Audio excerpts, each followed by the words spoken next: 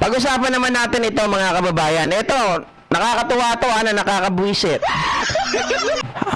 Itong mga taong ayaw sa ayuda. Nung nakaraan, pinakita natin to, di ba? Yung may bandage itong si Sara sa kanyang isang kamay o isang braso. Di natin alam kung ano nangyari. Subalit mga kababayan, eto nga po, yung mga ayaw sa ayuda kasi vote buying daw. Pero itong mga taong ito, wala na ba silang ibang paraan mga kababayan?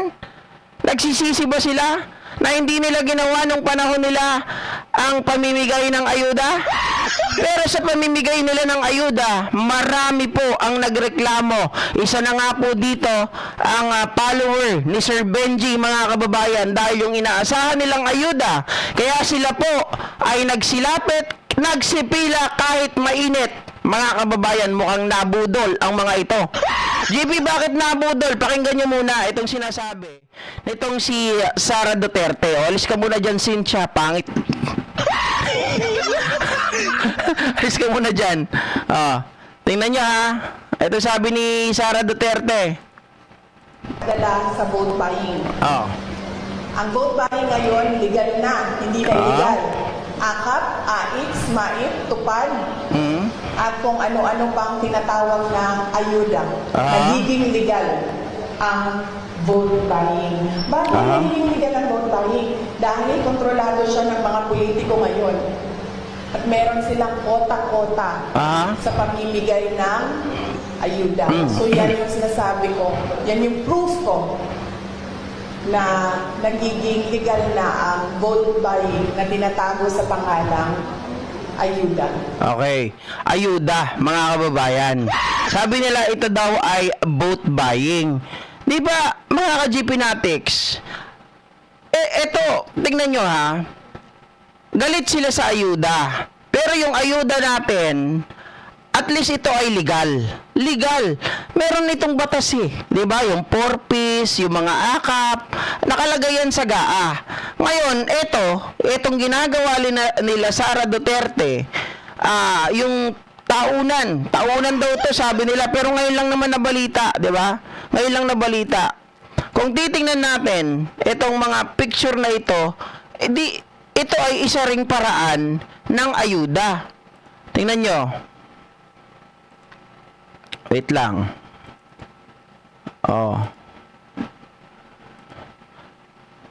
Di ba mga ka-GP Natics, yung ginagawa na ito na pila-pila, ayan, yan, pagpila, di ba? Nakapila. Tapos kung titingnan mo, namimigay sila ng ayuda. Uy, may picture taking pa. Pa-picture pa si Sara. Ayan, nagpapapicture. Nagpapapicture. Di ba? Ayan, ayuda yan, di ba? Ito nga lang, mga kababayan, ang kaibahan nila, yung ayuda nila Martin, nanggagaling sa gobyerno. Etong sa kanila, galing daw kuno sa bulsa. Galing sa bulsa, pero this is considered also, kung titingnan natin ang logic, this is also a vote buying. Mga kababayan, vote buying din ito, pinaganda lang nila. Diba? Pamasko. Pamasko mga kababayan. Pero, sino ba ang diba mga politiko rin naman? Anong sabi ba ni Digong pagdating sa bagay na yan? Diba sabi nila, walang tao na magbibigay ng ayuda kahit mayaman pa yan. Kung hindi yung pera na yan ay hindi nanggaling sa kanilang mga bulsa. Ang sabi ni Digong, ulitin ko ha, walang tao kahit mahirap o mayaman, lalo na ang mayaman, hindi yan sila magbibigay ng ayuda na galing sa kanilang bulsa.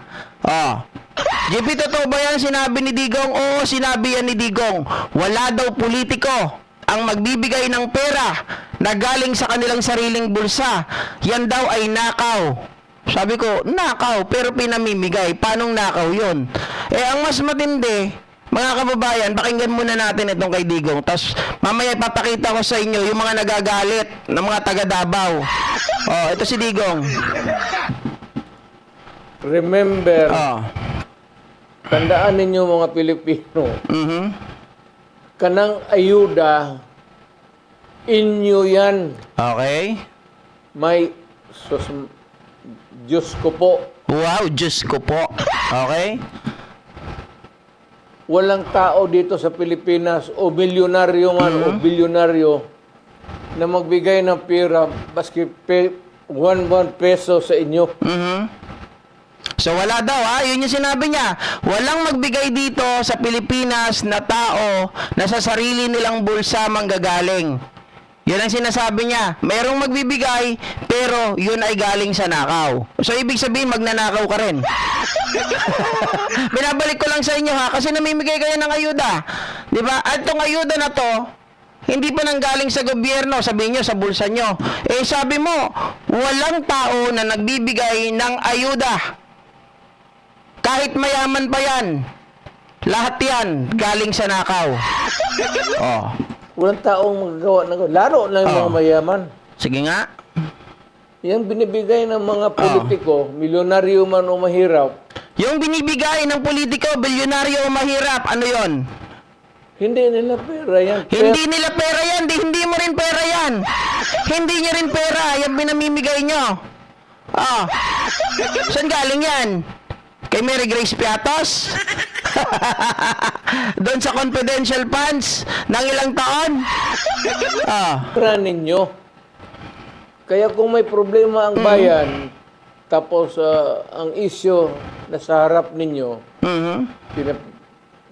you are made to choose in either referendum or plebiscite,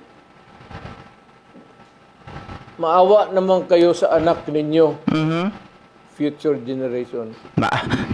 May panawagan pa, mga kababayan. Yung mga future generation na dapat na pag-asa ng bayan, wala na, pinagchuchugi mo na. Anyway, balikan natin yung ano, di ba, malinaw naman, si Digong ang nagsabi na yung ayuda ay galing daw yan sa nakaw. Walang tao sa Pilipinas, mahirap o mayaman, lalo na yung mga lalo na yung mga milyonaryo, hindi raw yan magbibigay ng pera. Basta-basta. Kung hindi yan galing sa nakaw. So, maliwanag ha? So, yung ginagawa nila dito, galing din sa nakaw. Tama ba? Yung logic lang kasi ginagamit natin sa kanila. Ngayon, mga kababayan, mga ka-GPnatics, alam nyo ba, dahil sa ginagawa nilang ito, maraming nagalit kila Digong. Bakit? Diba, ayan, namimigay sila. May pa-picture taking pa yan si Sarah. Oh, ayan, nakangiti pa. Wow, Chicken Joy. Diba? Chicken Joy, nakangiti. Nangiting tagumpay. Tagumpay ba talaga? Oh. Oh, wow, si Sarah, bidang-bida. May bandage pa. Oh. Diba? Oh, may pa-picture-picture pa ang gaga. Oh. Kita niyo yan? Diba? May pa-picture-picture pa. Oh, ayan yung pila, mga kababayan, na haba. Nagsipila ang mga tao. Ang haba, GP haba niyan. Pero, nung dating sa dulo, ganito na nangyari sa kanila. Nagsama-sama na sila. Ay, nawala Nawala yung isa, yung medyo madami. Nagsama-sama na sila sa isang pwesto. Yung sa thumbnail ata natin yun. Ito yun. Ayan, medyo dumami. Yan daw yung 5,000 daw na katao na nagpunta. Pero alam nyo ba, mga ka-GPnatics, ito na nga po ang catch. Diba? Ito yung catch. Sabi dito, sa follower ni Sir Benji. Follower ni Sir Benji to mga kababayan. Sir, hello po. Loyalista po from Davao. Sabi rito, Sir, may info ako sa iyo. Ang pinamimigay ni Digong po pinamigay ni Digong po 150 GC or gift certificates lang. At 3 kilong bigas, 2 sardinas at 2 corned beef. Nakakaloko po ginawa nila this year. Bakit? Bakit nakakaloko ang ginawa nila this year? Last year po, sir, medyo malaki po GC nila, 700. Ngayon po, ngayon po ay 150 gift certificates na lang.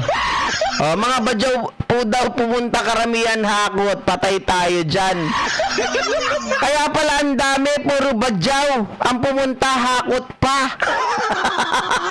Yung mga badyaw GC, pinatulan yung 150 gift certificate, mga kababayan.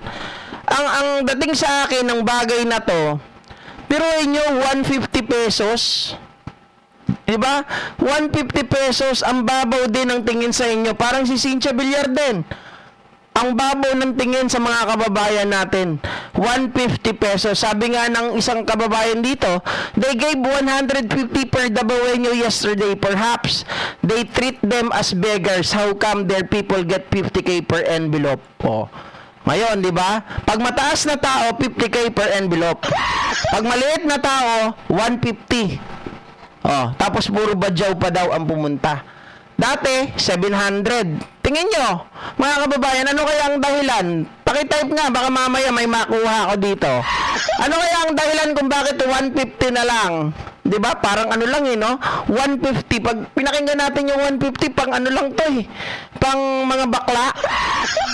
'Di ba? Bakla sa tabi-tabi, oy, pang kape, pang kape. 'Di ba? Bakit kaya 150 na lang ang binibigay nila? Oy, sabi ni Sir Romeo, nagtitipid. Sabi ni Loli Boy Mamawag, dami na naman nabudol. Ano nga? Janice, Merry Christmas. Ano po ang dahilan? Bakit 150 na lang? Kasi pag 150, pangkanto-kanto lang yan, di ba? Para sa mga bakla, oy, boss, 150 lang, pangkape. Tony Rufino, beauty. Sabi ni Romeo, kulang pa sa nakaw. Ano yan? Palagay ninyo, wala pa nakakuha ng tamang sagot sa iniisip ko Di ba? Ako palagay ko, sige, unahan ko na kayo mga ka-GP Natics. Kaya po 150 na lang siguro at hindi na 700. Bakit? Bakit? Wala nang pondo. Di ba? Si Digong na rin ang nagsabi. Yung pinamimigay ng tao ay galing sa nakaw. Dahil wala na silang mananakaw, wala nang pogo, at yung mga bato, yung mga puting bato ay nahuhuli, wala na silang pondo. Kita nyo naman yung maisog nila, yung EDSA nila, wala nang tao, wala nang pumupunta kasi wala nang pera Diba? Ngayon, umaangal. Yung mga taga Davao, bakit daw? 150 na lang, 700 dati ang GC or gift certificate. Kaya siguro nagpuntahan pa yung mga to at yung iba, hinatak lang ng mga badyaw dahil akala nila 700 GC ulit ang makukuha plus yung 3 kilong bigas, 2 sardinas at corn beef. Sabi ni Janice, grabe, 150 na lang bakla. Di ba? Pambakla yan 150. Sabi, mahal na ang fentanyl, hindi binigyan ni Shi kasi kulang sa development mga project nila sa buds. Di ba, mga kababayan, nakakahiya itong mga to, grabe. 150 lang ang binibigay. Sige nga, kung eto pagbabasihan natin yung kanilang mga sinasabi, nakaw daw yung binibigay ng gobyerno. Kung nakaw, okay na yun, tatanggapin namin. Pero hindi nakaw kasi meron tayong programa, AKAP, TUPAD, AIX, at kung ano-ano pa. Diba? Ito ay nakalagay sa GAA at nakalagay din sa batas natin kagaya po ng 4Ps, mga kababayan. May pondo talaga. Now, pinagpipilitan nila na nakaw. Tayo dun sa mga programa na yon, nakakatanggap tayo yung 5K, may 10K, may 6K, may 3K. At kung ano-ano pang K. Diba? Pero sa kanila, walang K Walang kadating-dating. 150 pesos pambakla, kulang pa. Sabi ni Sir Romeo, napunta sa malalaking bayad na didishit vlogger. Diba? 150. Mga kababayan. Pero ang ano talaga niyan, ang point natin dyan, that is also considered as vote buying. Pinaganda lang nila ang konti, pamasko. Mga kababayan, politiko pa rin yun, pamasko. Tapos, ang ipamimigay nyo, 150. Samantalang milyon-milyon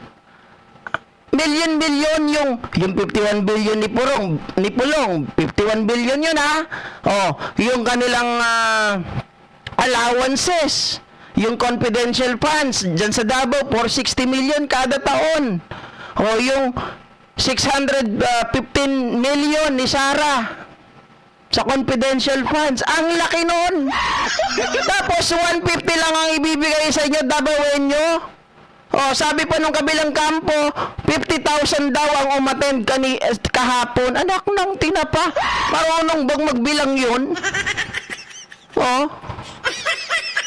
Shoutout po muna nasa sa. Oh. Johnny Saha, Sindikato DDS pang bakla. Sabi ni Argo, host, 40k ang pumunta. Times 150 yun. 40k! Saan mo naman nalaman yung 40k? Hindi nga kayo makakuha ng kahit 5k eh. Na tao, 40k pa kaya? Alam mo, Argo, huwag ka nanonood kay Bisdak. Diba? Sabi ni Bisdak, 50k daw, baka 100k pa nga daw yung pumunta. Talaga ba? Paano ba kayo magbilang? Sa isang tao, siguro tingin nyo 100, ano? Baka sa isang tao, tingin nyo 100. Ano kayo, mga kababayan? Anong klaseng mata mayroon kayo? Oh. Sabi ni Benjamin Piato sa Rabosab, ang nakaw na punta, saan? Sa Malasakit Center Agency ba? Sa government, dinidikit sa pilit, makakurakot lang sa pangangampanya. Correct. Di ba? Yung malasakit, dinidikit nila. Wala naman talaga po yan pondo. Sa totoo lang. Lace Classic, noong pandemic halos mga drug addict nakatanggap. Pagkatapos matanggap ang pera na ayuda sa pandemic, binibili ng shabu. Correct. Oh. Na toxic art 40k na bawang. Baka pwede ring 40k na langaw. Diba? Wela ni Labina, good evening everyone. Eric Santos, baka duling nagbibilang. Pwede. Diba? Kasi 50k daw to 100k ang pumunta. Kung titingnan natin maigi, mga kababayan, Diyos me, talaga itong mga to, gawa-gawa talaga ng mga tinitingnan ko maigi, abot ba ng yan, ng 50k? Ito na yung pinakamarami. Ito na nagsama-sama sila, oh. Ayan, yan nasa thumbnail natin. Sige nga, tingnan nyo nga yan kung gaano kadami yan. Aabot bang 40,000 yan? Kahit hanggang dulo, yung dulo nga, kita mo na eh. Oh, wala nang tao. Dito, oh, wala na. 40k pa. Alam nyo yung kapag sabi ng 40k yan, talagang hindi yan naka-attend sa mga rally dati. Kasi kami, alam namin pag yung tansya ng bilang ng tao, di ba? Pag pumunta sa mga rally, ito 40k, Diyos mio, Marimar. Alam nyo, lahat ng pinuntahan namin na ganito, hindi sila nagpapapunta ng ganong karami. Minimum yan or maximum ng 3.5. Di ba? 3.5. Pwede. 40k pupunta. Sabi ni Shamia Dueñas Agapito, 50k daw sabi ng mga pulis. Sabi ng mga pulis, nasaan ang report? Wala naman eh. Oh. Host ABS-CBN may sabi 40k. Talaga ba? 40k? Eh baka puro badyaw. Hindi, sige. Asan yung 40k? Kasi yung mga nagbabalita naman dyan, kailangan i-verify nyo, hindi pwedeng narinig nyo. Naniniwala na kagad kayo. Baka naman approximately or inaasahan na 40k ang dadalo. Pero hindi naman pala.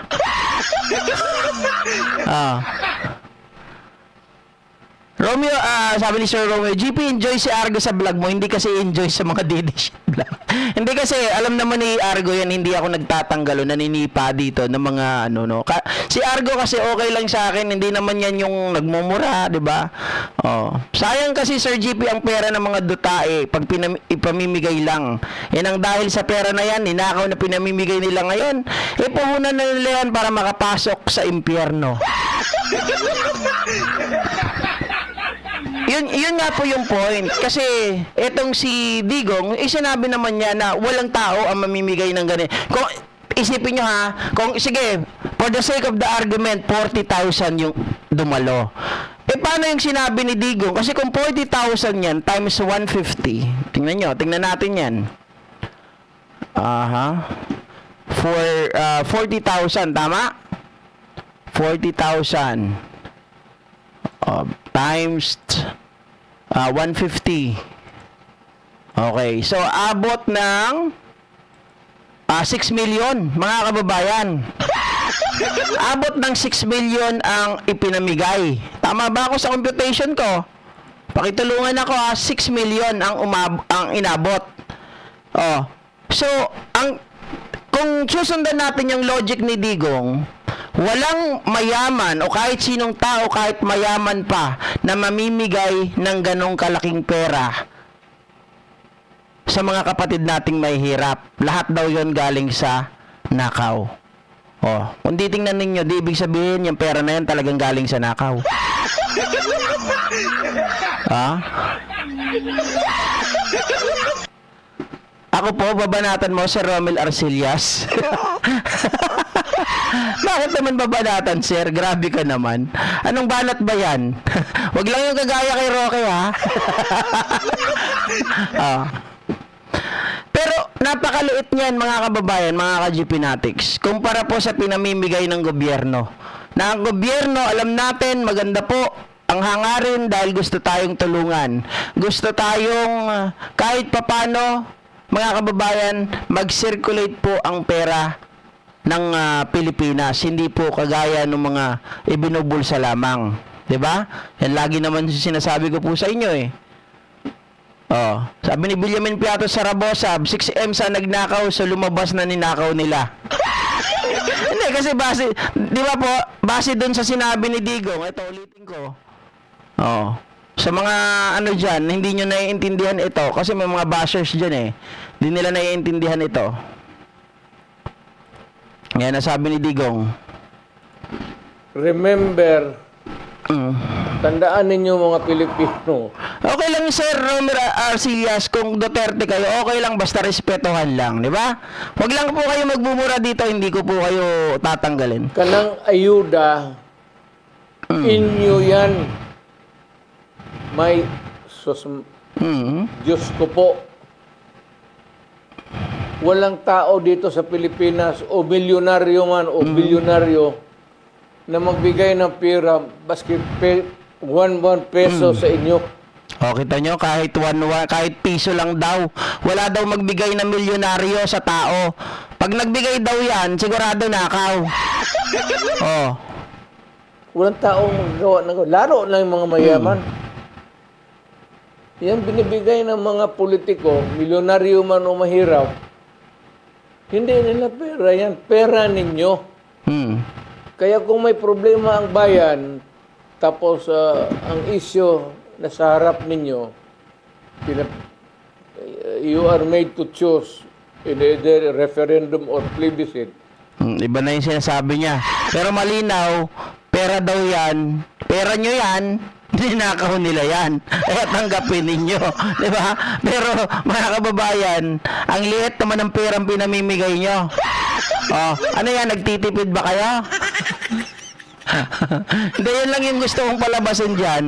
Na, kasi ang hirap, kumbaga mga kababayan, bakit ngayon ginagawa nyo na kung sinasabi nyo na ito ay pera ng taong bayan, ninakaw lang ng mga politiko, bakit ginagawa nyo rin? Tama po kayo. Malinaw na itong ginagawa nila ay ayuda. Ginamit lang po ang Christmas. Diba? Para palabasin, mga kababayan, ito ay araw ng pagbibigayan. Wala nga daw politiko ang magbibigay ng ganong pera. Oh, sa makatawid, lalo na ngayon, hindi na tayo uto-uto. Alam natin ang nangyayari, magkakaroon pa ng eleksyon. So, ginagamit ito para makakuha ng boto. Alam natin, si Digong tatakbo bilang mayor. Diba? O, yung mga kaalyado niya na nandyan din, tatakbo rin sa midterm election. O, di politika.